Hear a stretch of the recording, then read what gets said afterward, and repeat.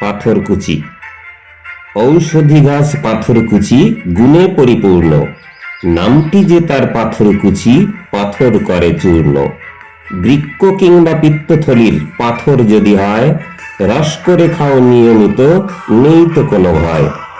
জলসহ এর রস যদি খাও, কমবে মূত্র জ্বালা, অর্শ রোগের রক্তপাতে লাগায় কোষে তালা।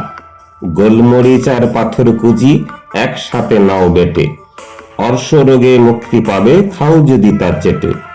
রক্তচাপার মধুমেহ এর রসেতেই নামে, ক্ষতস্থানের জ্বালা ব্যথাও এর পাতাতেই কমে। মধুর সাথে পাথরকুচি সারায় শিশুর কাশি, ত্বকের যত্নে সেরা ভেষজ ফোটায় মুখে হাসি। পেট ফাঁপাতে কার্যকরী, ডায়রিয়াতেও বেশ, গরমকালে রস খেয়েও তার জুড়ায় দেহের ক্লেশ। রোগ জীবাণুর আক্রমণে অ্যান্টিবায়োটিক, নিয়ম মেনে তুমি তারে খাও যদি সঠিক।